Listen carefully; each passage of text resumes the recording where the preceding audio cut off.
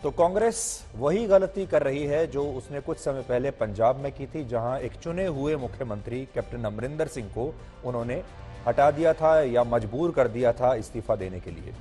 अब एक और बड़ा राज्य उनके पास बचा था, वो है राजस्थान, और उसे भी कांग्रेस इस तरह से अब गंवा देगी। आज बड़ी बात यह है कि कैप्टन अमरिंदर सिंह अगर इस समय हमें देख रहे होंगे, या गुलाम नबी आजाद जिन्होंने भी हाल ही में अपनी पार्टी, आज ही अपनी नई पार्टी बनाई है कांग्रेस छोड़कर, वो जब देख रहे होंगे तो वो मुस्कुरा रहे होंगे और शायद मनी मन ये कह रहे होंगे कि इन सारे नेताओं को हमने बड़ा समझाया था उस समय, और आज तब ये नेता हमें समझाते थे, और आज इनके साथ भी वही हो रहा है जो हमारे साथ हुआ।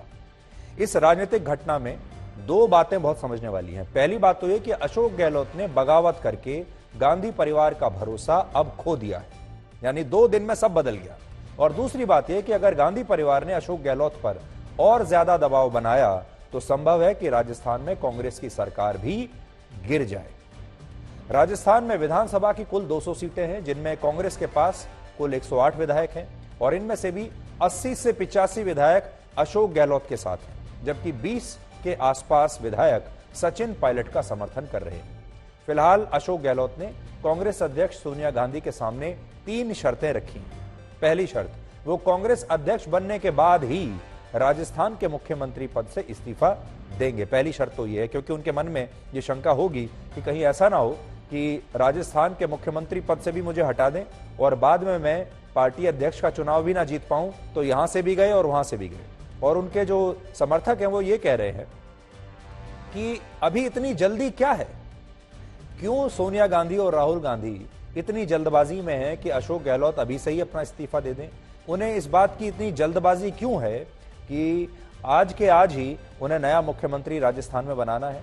वो चाहते तो ये भी कर सकते थे कि पहले पार्टी का अध्यक्ष पद का चुनाव हो लेने देते, उसका नतीजा आ लेने देते, और अगर उसमें अशोक गहलोत जीत जाते हैं तब वो नौबत आएगी कि उन्हें एक पद छोड़ना पड़ेगा। तो पहले अशोक गहलोत को जीत लेने देते, उन्हें पार्टी अध्यक्ष बना देते, और उसके बाद फिर उनसे कहते कि अब आप मुख्यमंत्री पद से इस्तीफा दे दीजिए। दूसरी शर्त जो अशोक गहलोत ने रखी है, सचिन पायलट या उनके गुट के किसी भी विधायक को मुख्यमंत्री न बनाया जाए, क्योंकि इन्होंने 2020 में पार्टी के खिलाफ बगावत की थी। तीसरी शर्त उन्होंने रखी है, पहले कांग्रेस पार्टी के अध्यक्ष पद का चुनाव कराया जाए और फिर राजस्थान में मुख्यमंत्री के लिए नेता का चुनाव हो। हालांकि गहलोत ने ये शर्तें तो गांधी परिवार के सामने रख दी, लेकिन वो भी जानते हैं कि उनकी बगावत के बाद अब गांधी परिवार उन्हें कांग्रेस अध्यक्ष बनाने ही नहीं वाली है। अब नहीं बनेंगे वो।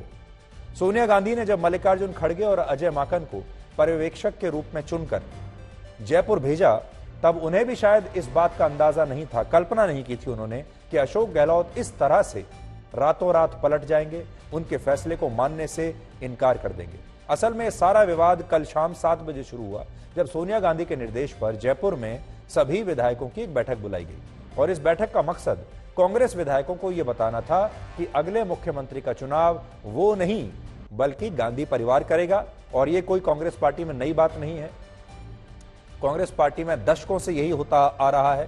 कहने के लिए विधायकों की बैठक बुलाई जाती है, लेकिन असली फैसला दिल्ली से ही होता है। आला कमान, हाई कमांड, या कह लीजिए गांधी परिवार, वो चिट पर लिखकर बताते हैं कि मुख्यमंत्री कौन होगा, और फिर वही बनता है। और बाहर की दुनिया के लिए, मीडिया के लिए ये कह दिया जाता है कि ये सारा फैसला विधायकों ने खुद किया है। ये कांग्रेस की पुरानी परंपरा है, इस बार कुछ नया नहीं है। और अशोक गहलोत भी इस बात को जानते हैं, क्योंकि वो इतने पुराने सिपाही हैं कांग्रेस के। वो जानते हैं कि कांग्रेस में कैसे मुख्यमंत्री चुना जाता है। लेकिन जैसे ही ये खबर अशोक गहलोत के गुट के विधायकों को मिली, उन्होंने इस बैठक का बहिष्कार कर दिया, पहुंचे ही नहीं। और अशोक गहलोत का समर्थन करने वाले 80 से ज्यादा विधायक इस बैठक में शामिल ही नहीं हुए, और ये बैठक एक मजाक बनकर रह गई। इसके अलावा इससे यह संदेश भी गया कि अब कांग्रेस के विधायक भी गांधी परिवार के फैसले को मानने के लिए तैयार नहीं है। और इस पूरे विवाद के बाद ही गहलोत गुट के विधायकों ने इस्तीफा देने का फैसला किया, और इसकी जानकारी उन्होंने विधानसभा के स्पीकर डॉक्टर सीपी जोशी को दे दी। अब तक गहलोत गुट के कुल 82 विधायक इस्तीफा दे चुके हैं। अब बड़ी बात यह है कि इस राजनीतिक घटनाक्रम के बीच अशोक गहलोत ने जयपुर से काफी दूरी बना ली है। वो अजय माकन और मल्लिकार्जुन खड़गे के जयपुर आने से पहले ही जैसलमेर के लिए निकल गए, और जिस इलाके में उन्हें जाना था वो पाकिस्तान सीमा के बहुत पास है। इसलिए उनसे संपर्क करना भी मुश्किल था। यानी अशोक गहलोत जानबूझकर ऐसी जगह चले गए जहां से कोई उनसे संपर्क ही ना कर पाए। अशोक गहलोत ने गांधी परिवार के खिलाफ बगावत करते हुए इस बात का पूरा ध्यान रखा कि उन्हें किसी भी तरह दिल्ली में या गांधी परिवार से किसी भी तरह बात करनी ही ना पड़े। जबकि सचिन पायलट का यह कहना है कि वो गांधी परिवार के फैसले का इंतजार कर रहे हैं।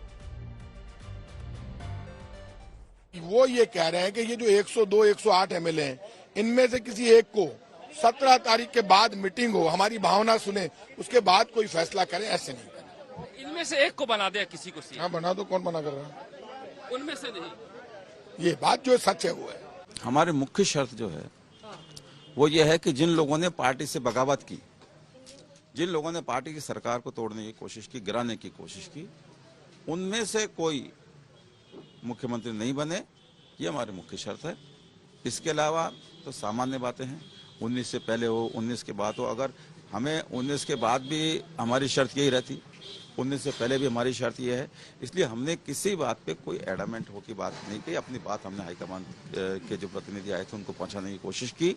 आज क्या बात उठ गई जो आज आज आज आप इस्तीफा मांगने के लिए तैयार हो रहे हो?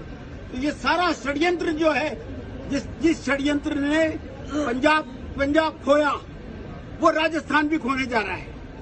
ये तो आप लोग अपन लोग समझ जाएं, तब तो राजस्थान बचेगा, वरना राजस्थान भी हाथ से जाएगा।